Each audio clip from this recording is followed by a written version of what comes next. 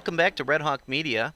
Today we're taking a look at Adobe Premiere and we're kind of continuing on learning some of the basics. And one of the neat features with the Adobe Suite is that it is all linked together. There's a lot of different things you can do from Premiere to other Adobe packages. So let's take a look. I've got a clip here. This is still part of like our film noir project that we've been working on. And you can see some obvious problems here. This is film noir, and we've got computer screens and all kinds of stuff going, technology stuff going on in the background. And that's a huge problem.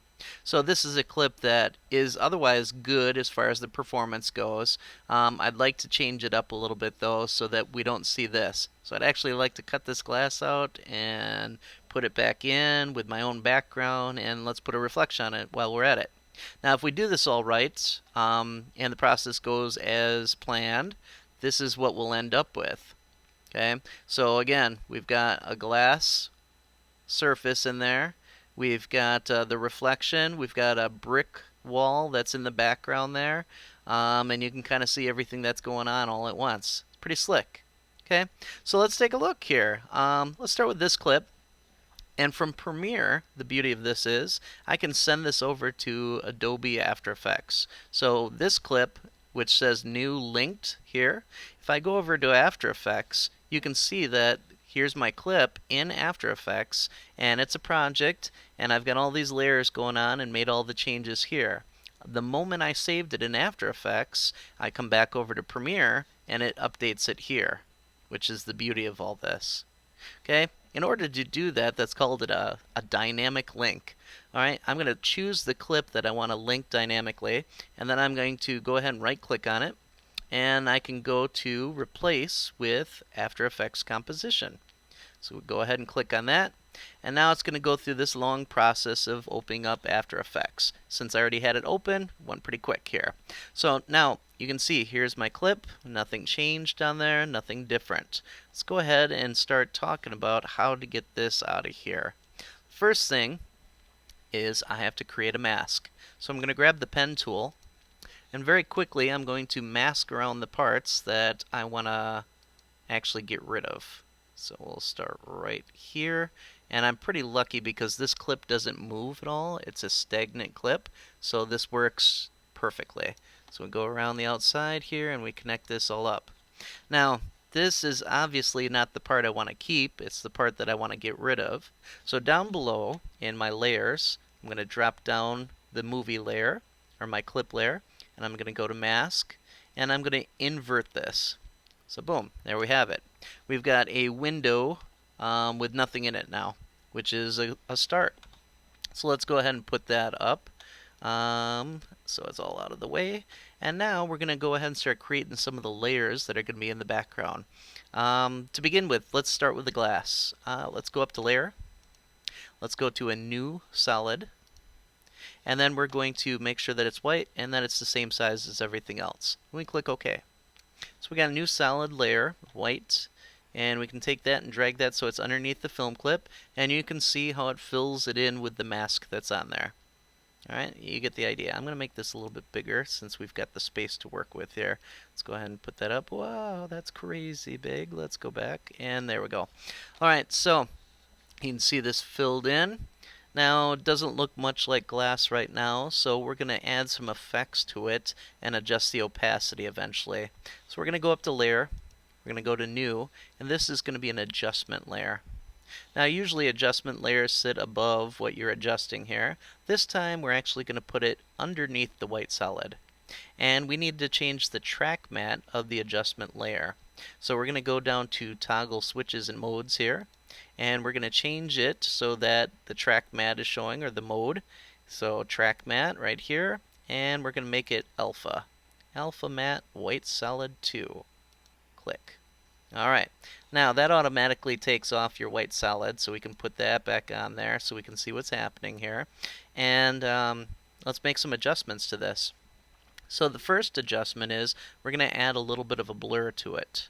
So let's go up to layers or effects and distort, and you can go to blurs from here. Actually, where are the blurs? Blur and sharpen. Okay, so again, Effect, Blur and Sharpen, and then Gauge and Blur. Another quick way to do this is just come over here and I started to type in Blur, and you can see it brought up Gauge and Blur right away. So I can take that and drag it onto my layer. Okay, let's try that. Bring it onto my layer, and it adds that effect on. Now I just adjusted this to like 6 pixels or so. You'll have to go to your liking to get exactly the effect that you're looking for. Now there's another effect that we're going to put on. So this creates a little bit of the blur so nothing is clear, just like a reflection here. And we're going to go to Effect and Distort and Transform. Okay, and that's going to add on another effect to the adjustment layer. Again, we are putting these all on the adjustment layer, not on the white solid. Okay, so any effects that are on here will automatically be applied to the white solid above it. Alright, and now here we're going to go ahead and we're going to skew this a little bit, okay, because reflections are slightly off. And we're going to just scale this up a little bit so that it actually covers all of the window with our reflection. I'm going to put it up to like 125 here. Alright, we are all done with the effects here. Now we go back to the white solid and we click T on the keyboard, and we're going to adjust the opacity down to something that we like here. But kind of hard to tell, as I'm realizing doing this now, what the opacity really is without something underneath. So I went on very quickly, grabbed a picture of a brick wall that was nicely lit so it matches in with our theme. I downloaded that, so I'm going to go ahead and minimize that again. And in my download, let's go ahead and drag that into my project area. I can drag it right in here. Let's try that again. And drag that in. Boom. Okay, so now I've got my free great picture. Okay, and I'm going to drag that down into my layers all the way to the bottom. Okay, and now I can't see anything yet because I haven't adjusted the opacity, but I'm going to go ahead and take this down until it starts to look like a brick wall through glass. Let's go like this, right about there. Alright, excellent. So this is covering everything here. It's looking good so far. It's looking like glass. It's got a little bit of distortion on it, slightly blurry, and yeah, alright, things are coming together. Now for the little touch of realism, we're going to add on a reflection. Easiest way to do that is we're going to take the original layer, okay, and we're just going to duplicate it. So I'm going to go Command D. Okay, now I've got that new layer. Problem is that new layer has already got a mask on it, so I'm going to go in here and I'm going to drop down the mask layer and I'm going to delete that mask out. Okay, I'm going to create a new mask on this layer because now this time around I actually want to keep the talent. I don't want to get rid of the reflection here. I just want to keep the people, and we'll explain how that goes here. Let's go ahead and grab our pen tool and very quickly just mask loosely around, and boom, we got our mask. Alright, and you can see the picture comes back. This is what's being kept. Now, last little detail. We have to get this flipped horizontally so that it is actually on the glass showing up the way it's supposed to. And so what we're going to do is we're going to go up to Layer, Transform, and then Flip Horizontal. Boom. It's all over there.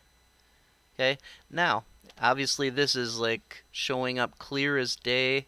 Reflections don't work like that, so what we'd want to do is we'd want to dial down the opacity.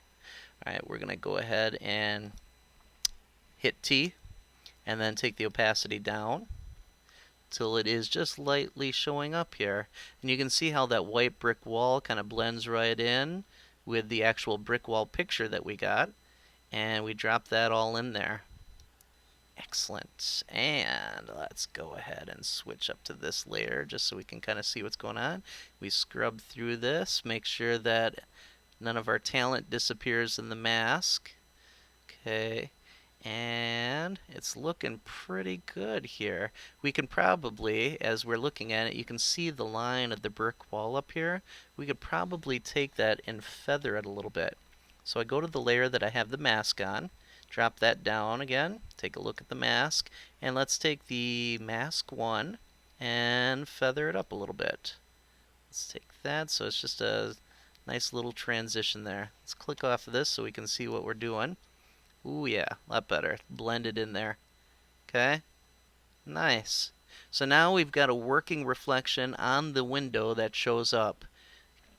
When this is all done and I like what I've got for an effect, I go ahead and I would click Save here, File, Save, and when I go back to Adobe Premiere, now you can see that my linked file is being updated. It'll have to be rendered so that I can play it through, but you can see all the changes that I made there are now over here. Okay, and they're all showing up. That is pretty slick. One thing I probably would want to do is I think I would want to rotate this brick wall so that the lines here match up at the same exact angle here. It's just going to sell the effect a little bit more. So if I wanted to, I can go right back over to After Effects here.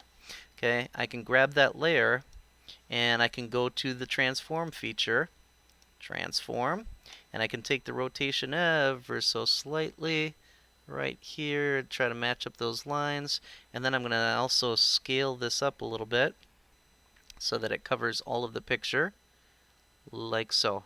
Now, if I go ahead and save this again, and I go back over to Premiere, it will update it with those changes. And there we have it. We've got an ever so slight reflection that is in there. And again, when this is all showing up red here, I'm going to have to re-render this so that I can see the effects actually play out. So I'd have to go up to Sequence and then render the effects in the work area. Okay? And then I'll be able to actually play through that and see everything in real time and make sure that it looks good. You'll notice that my original one had black and white on it. Okay, in the linked one. Now after adding all the effects in After Effects, I can go ahead and do all of my color correcting in Premiere so that it ends up looking like this. Okay, and that way I've got some consistency going on too. Alright, excellent, very exciting. So I took a clip that was otherwise, little not fitting the genre and made it work with some simple effects from After Effects linked dynamically to Adobe Premiere. So this has been another episode of Red Hawk Media. Thanks for joining us.